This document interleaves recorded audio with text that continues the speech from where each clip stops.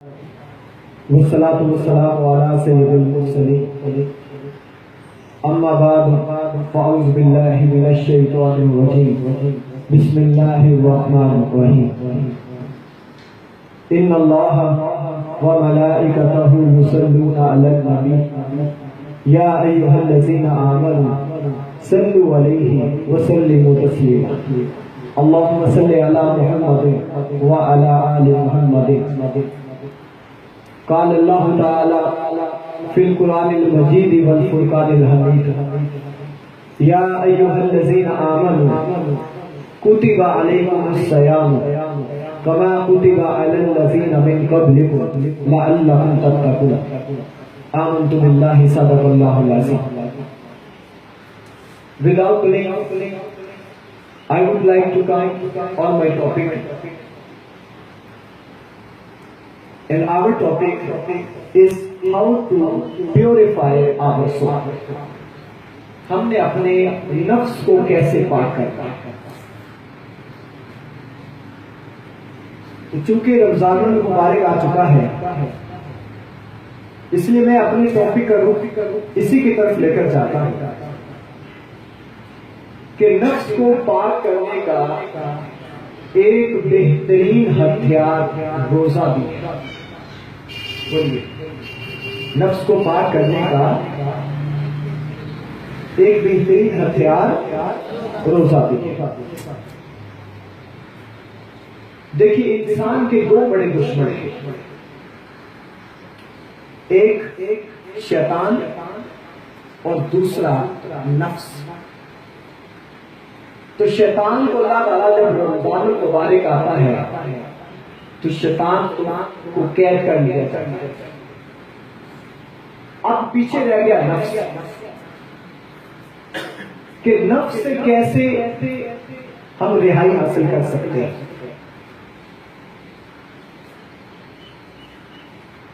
तो इसका जवाब ये है कि नफ्स से अगर रिहाई हासिल करना चाहते हैं तो भूख और प्यास के जरिए आप इससे रिहाई हासिल कर सकते हैं। नफ्स की आगे एक साम है, मैं उसमें नहीं जाता। उसमें जो सबसे नीचे वाला नफ्स है वो नफ्स अमारा है, जो इंसान को इंसान नहीं रहने देता बल्कि जानवरों से भी बदतर कर देता है। और यही वो नफ्स है जो इंसान को गुनाह पर आमादा करता है। अल्लाह ताला ने इस नफ्स अमारा को 1000 साल फिजा में मुअल्लक किया, फिजा में रखा, लेकिन ये नफ्स अमारा इतना ढीठ है कि इसका बाल भी भीगा ना हो, ये वैसे का वैसे ही रहा।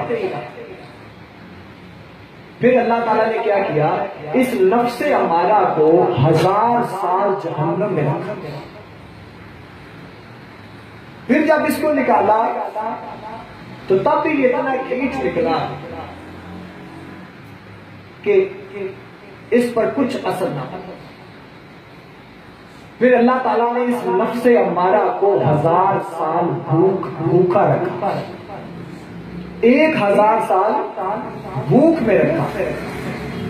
तो जब इसको भूख में रखा तो ये चीखने लगा कि मुझे खाने के लिए कुछ लो।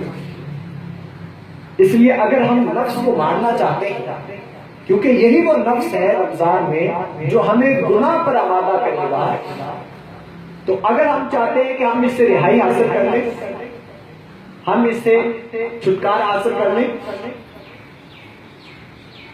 तो ये कैसे मुमकिन है? हम भूख प्यास मतलब रोजे के जरिए हम इस पर काबू पा सकते हैं। अब मैं आपके सामने रोजे का मतलब शेयर करना चाहता हूं। आपको पता है रोजे का क्या मतलब है?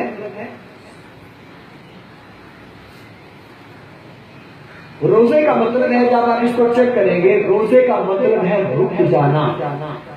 बोलिए, रोजे का क्या मतलब है? रुक जाना या रोक लेना। अब सवाल ये पैदा होता है कि किससे रुक जाना? कहां से अपने आप को रोक लेना। तो इसका जवाब बहुत सादा है कि आंखों को बदनिगाही से रोक लो, कानों को लफ्ज़ कलाम सुनने से रोक लो, जुबान को झूठ बोलने से रोक लो, दिमाग को गलत सोचने से रोक लो, दिल में गलत ख्यालात आने ना दे, दिल को उससे रोक लो, दिल को गलत ख्यालात से रोक लो, और हाथों को गलत काम करने से रोक लो, पांव को गुनाह के रास्ते पर चलने से रोक लो, और पेट को हराम लुकमा खाने से रोक लो। अगर तो हम रुक गए तो समझ लें कि हम रोजेदार हैं। जब हमने जुबान से झूठ बोलना नहीं छोड़ा, जुबान को झूठ बोलने से नहीं रोका, कान को लफ्ज़ कलाम सुनने से नहीं रोका, तो रोजे का मतलब तो है रुक जाना। तो फिर मुझे बताएं, क्या हम रोजेदार हुए? यहां पर मामला कुछ और है। हम रोजा भी रखते हैं और रोजा रखने के बाद हम झूठ भी बोलते हैं। हालांकि रोजे का मकसद था, मैंने कुरान पाक की आयत तिलावत की,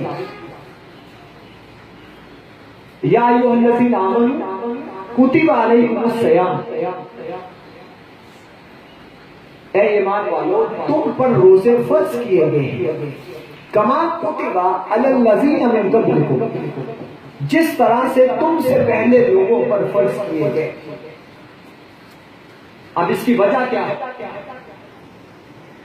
वो उसका आगे जिक्र हो रहा है, लअल्लकुम तत्तकून, ताकि तुम परहेजगार बन जाओ, ताकि तुम मुत्तकी बन जाओ, ताकि तुम परहेजगार बन जाओ। और इंसान मुत्तकी कब बन सकता है? जब उसकी निगाह पाक हो जाए, जब उसका बोला हुआ कलाम साफ हो जाए, जब वो कानों को गीबत से बचा ले, जब वो पेट को हराम लुकमे से बचा ले, तब वो मुत्तकी हो जाए। हम रोजा भी रखते हैं और लोगों की इज्जतों के साथ भी खेलते हैं, लोगों का ठट्ठा मजाक भी करते हैं, गीबत करते भी हैं और गीबत सुनते भी हैं, आंखों से बदनिगाही भी करते हैं, और रोजे से हम तकवा हासिल नहीं करते।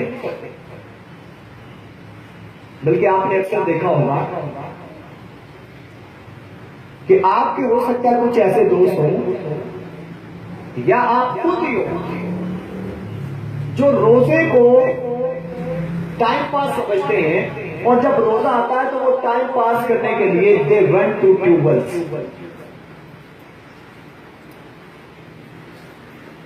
कोई नहर पर चला जाता है, क्यों कोई ट्यूबवेल पर चला जाता है,